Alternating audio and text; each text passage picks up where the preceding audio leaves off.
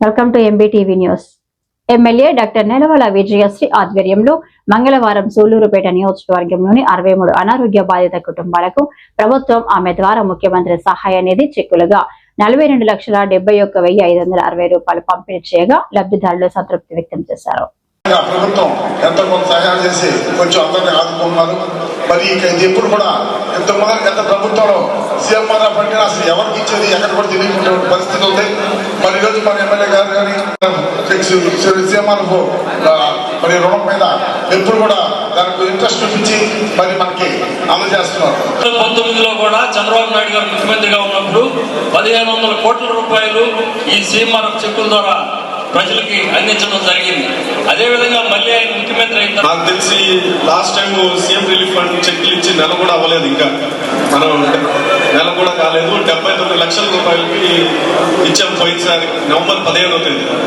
Correct గా నెల కూడా తిరగక ముందే మళ్ళీ సీఎం రిలీఫ్ ఫండ్ చెక్లు ఇస్తున్నారు. నాకే ఆశ్చర్యం కలిగిస్తున్నారు మన ఎమ్మెల్యే గారు ఇన్ని ఫండ్స్ ఎలా తీసుకొస్తున్నారు. ఒక పక్క అభివృద్ధి, ఒక పక్క సంక్షేమం, పేదలకి హాస్పిటల్ బిల్స్ కోసం వాళ్ళకి సీఎం రిలీఫ్ ఫండ్స్ ఇవ్వడం అయితేనేమి, అదే రైతన్న మీకోసం అని ఒక ప్రోగ్రాం జరుగుతున్నారు, అన్నదాత సుఖీభవ అని రకరకాల కార్యక్రమాలతో ఎప్పుడు బిజీగా ఉంటే పైన చంద్రబాబు నాయుడు గారు, పవన్ కళ్యాణ్ గారు, లోకేష్ గారు ఎంత బిజీగా వాళ్ళు విశ్రాంతి లేకుండా పనిచేస్తున్నారో వాళ్ళ స్ఫూర్తితో మన ఎమ్మెల్యే గారు కూడా మనకి ఇక్కడ పనిచేస్తూ మీకు అందరికీ మంచి చేస్తున్నారు. ప్రతి ఒక్కరిని ఇందాక పెద్దలు అన్నట్టు పార్టీలకు అతీతంగా అంటే ఆ దగ్గరికి ఒక బాధితులు వస్తే కాలేదు మళ్ళీ ఒక 63 మందికి ముఖ్యమంత్రి సహాయం నుంచి చెక్కులు తీసుకొచ్చి రావడం అంటే చిన్న విషయం కాదు.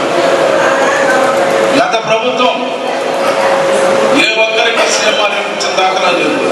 లేదా వైసీపీలో మంచి నాయకుడికో మంచి కార్యకర్తకో ఎవరికో ఒకరికిద్దరికి మాత్రం సీఎంఆర్ఎఫ్ ఇచ్చేవాళ్ళు. కానీ ఇది పార్టీలకు అతీతంగా మరి ఈరోజు మన సూళ్లూరుపేట నియోజకవర్గంలో ఒక్క విగ్రహం కాదు, 2 విగ్రహాలు. సూళ్లూరుపేట హెడ్ క్వార్టర్స్ లో ఒక విగ్రహం, మరి అదేవిధంగా నాయుడుపేట టౌన్ లో ఒక విగ్రహం. 2 విగ్రహాలు అవి ఈ రోజు నిర్మాణం చేపట్టడం జరిగింది. నియోజకవర్గంలో ఇప్పటి వరకు ఈ 1.5 సంవత్సరాల్లో మొత్తం కలిపి మనం 3,44,00,000 వరకు సీఎంఆర్ఎఫ్ ఫండ్ మనం తేవడం జరిగింది. దీనికి కారణం మన ముఖ్యమంత్రి శ్రీ నారా చంద్రబాబు నాయుడు గారు. ఆయన అటు సంక్షేమం కానీ ఇటు అభివృద్ధి కానీ రెండూ తీసుకెళ్ళడమే కాకుండా అటు ఎవరైతే పేదవాళ్ళు ఇబ్బంది పడుతున్నారో వాళ్ళందరికీ కూడా ఇటు సీఎంఆర్ఎఫ్ కావచ్చు, అలాగే ఆయన ప్రచారంలో చెప్పిన సూపర్ 6లో భాగంగా ప్రతి ఒక్కటి కూడా నెరవేర్చుకుంటూ వచ్చారు.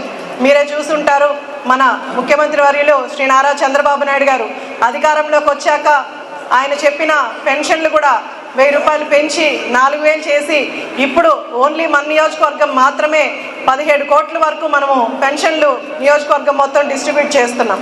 అలాగే అన్నదాత సుఖీభవ కింద రైతన్నలకి అండగా నిలబడతానని ఆ రోజు మాటిచ్చిన ప్రకారం ఈరోజు మనకు 18 కోట్లు అన్నదాత సుఖీభవ కింద ప్రతి రైతు అకౌంట్లో 2 విడతలుగా 7,000 లెక్కన వాళ్ళ అకౌంట్లో పడడం జరిగింది.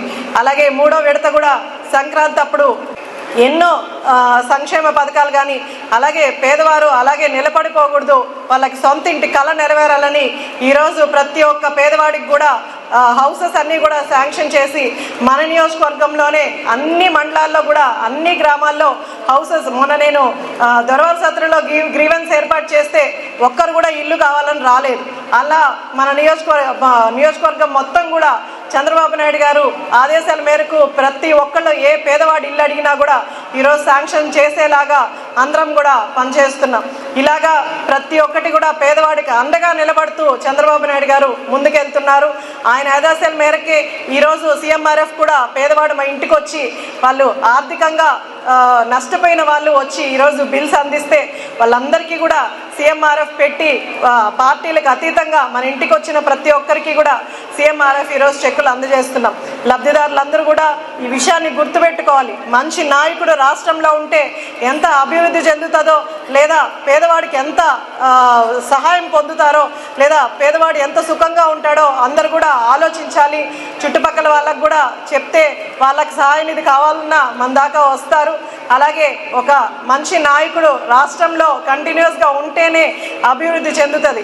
ఎందుకంటే గతంలో మీరు చూశారు 5 సంవత్సరాలు కష్టపడి చంద్రబాబు నాయుడు గారు రాష్ట్రాన్ని ఒక గాడిలో పెట్టిన తర్వాత మళ్ళీ వైసీపీ ప్రభుత్వం వచ్చి అన్నీ కూడా పేదవాళ్ళకు అందాల్సిన పెన్షన్లు తెలుగుదేశం అని తెలిస్తే వాళ్ళ పెన్షన్లు తీసేసిన పరిస్థితి చూసాం. హౌసులు శాంక్షన్ చేస్తుంటే అవన్నీ క్యాన్సిల్ చేసిన పరిస్థితులు చూసాం. వాళ్ళు ఎప్పుడు కూడా పార్టీకి ఇంపార్టెన్స్ ఇస్తారు కానీ పేదవాడికి ఇంపార్టెన్స్ ఇవ్వరు. అది మనకు గత ప్రభుత్వంలో చూసాము. అందరూ కూడా పేదవాళ్ళందరూ కూడా ఇబ్బందులు పడ్డారు. కాబట్టి లబ్ధిదారులు కానీ ఇక్కడున్న నాయకులు కూడా అందరూ కూడా మన చంద్రబాబు నాయుడు గారు కష్టాన్ని మనకు ఫలితం చూపించాలంటే చంద్రబాబు నాయుడు గారు చేసేవన్నీ కూడా మనం ప్రజల్లోకి తీసుకెళ్లాల్సిన అవసరం ఎంతో ఉంది. ఎందుకంటే వీళ్ళు ఇంకా కూడా అబద్ధ ప్రచారాలు ప్రజల్లోకి తీసుకెళ్తూ నమ్మేలాగా వాళ్ళు చెప్తున్నారు. కాబట్టి మా సత్యాలు ఏవైతే చంద్రబాబు నాయుడు గారు ఇస్తున్నారో అవన్నీ ప్రజల్లోకి తీసుకెళ్లాల్సిన బాధ్యత ప్రతి ఒక్కరికి ఉందని పంచాయతీ నాయకులు, ఆ మండల నాయకులు వేదిక మీద కూడా ఉన్నారు. సరే పార్టీని గుర్తుపెట్టుకోండి. చంద్రబాబు నాయుడు గారిని గుర్తుపెట్టుకోండి. దయచేసి రిక్వెస్ట్ చేయండి. రమణయ్య, రాజా గారు, అసలు రాజా మీకేనా వచ్చింది? మహేంద్ర గారు అందిస్తున్నారు. మరి దాంట్లో అశోక్ రెడ్డి సరే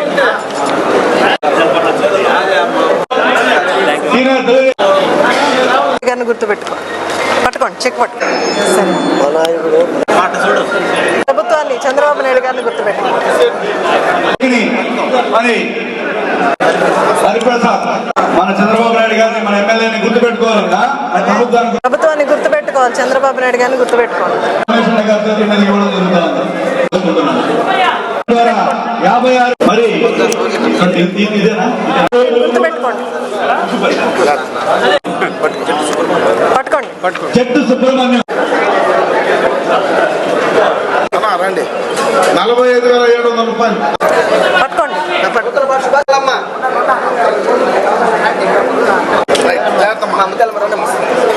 చంద్రకాంత్ రెడ్డి పెట్టుకోండి.